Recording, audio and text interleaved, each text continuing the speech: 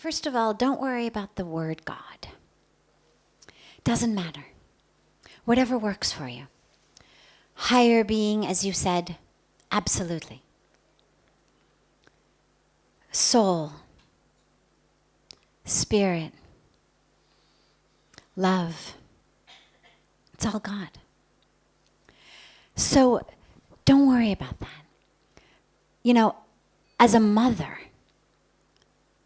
or a father or a husband or a wife or whoever it may be, that you've got a loved one. If that loved one calls you something other than your name, a baby can't say mom or dad or anything and just says blah, blah, blah, blah, blah, blah. You say, look, look, look, he's saying mom. Right? Kid's saying nothing, kid's babbling. Look, look, look, he just said dad. Doesn't matter. Doesn't matter what word they use. One says mom, one says mommy, one says mama. One says something else. One says honey, one says sweetheart, one says darling. What you know is they're calling me with love. Somebody says to you, darling, you're not going to say, call me sweetheart or I ain't coming. I only answer to sweetheart. I mean, can you imagine? Could you imagine a mother, saying, it's mommy. Not mom, not ma, not mama, it's mommy. Say it or you get nothing. So if we as humans are capable of understanding that someone's calling us with love, regardless of what name they use, surely God is. So don't worry about the name.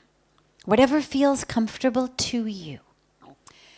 Then, you came, as you said, for yoga, but mostly physical.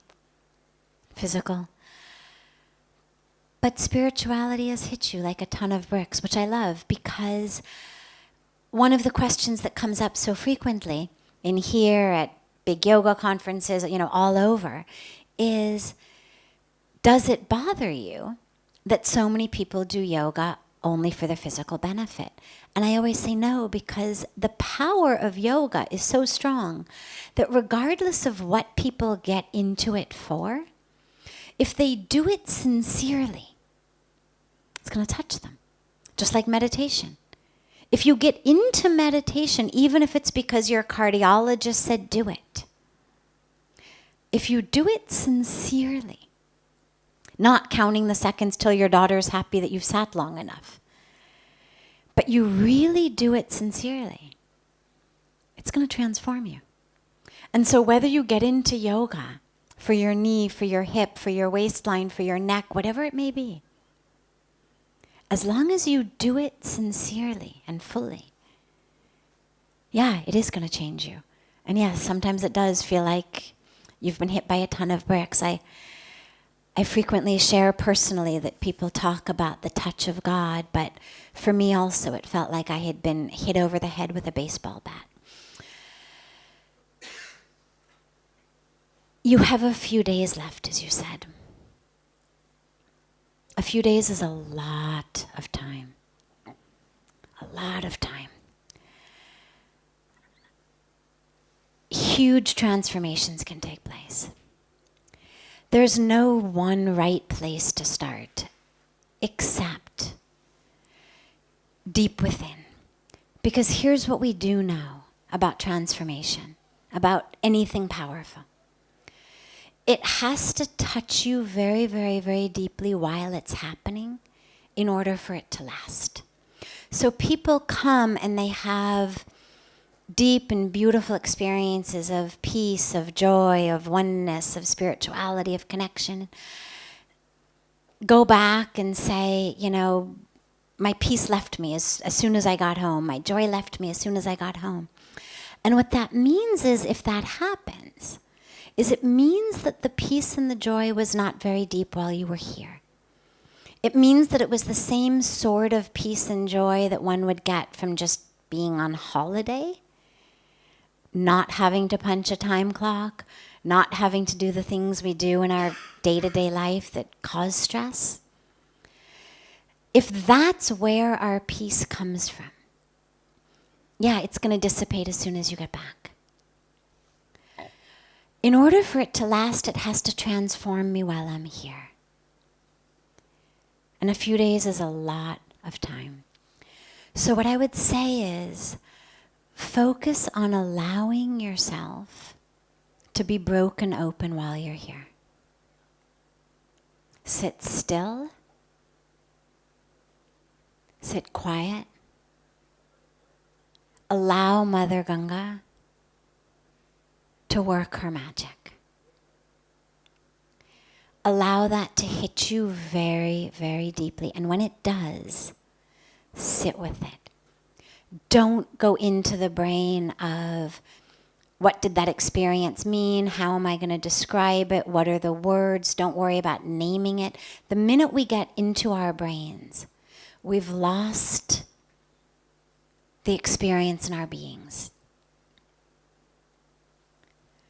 And so in these days, allow yourself to be transformed.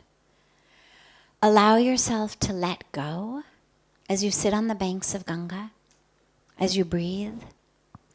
Allow before your eyes, behind your closed eyes or open eyes, either way, to come before you all of the stuff that you are holding on to, all of the stuff that you identify as. Your history, your identities, your relationships, all of the stuff that keeps you stuck. Some expectation that you have of someone, some grudge that you have, some pain from the past, some way of identifying that keeps you stuck. I'm not good enough, I'm not smart enough, I'm not pretty enough, I'm not rich enough, I'm not this enough or that enough. Any way that you identify. Or the flip side, I'm the best, I'm the smartest. Because interestingly, we're stuck both ways. The ego works the whole spectrum. So any of those identities, let them go. Literally, breathe them out to Ganga. Take her water in your hands and just, with each breath, breathe them out into the water and offer it back to her. Take another handful of water. Breathe something else out into it. Offer it back to her. And allow yourself to just do that, and do that, and do that. As I said last night, you're here for a reason. You don't have to know what it is, but she knows. All you have to do is stay open, and stay still, and stay courageous. So that when that's happening, as that happens, we don't run away inside. A lot of times what happens as we're having those incredible experiences start to begin is the ego panics. It just panics. It happens in meditation sometimes. I'm gonna die. I've had people ask me literally, will I die in meditation? It seems like I'm going so far.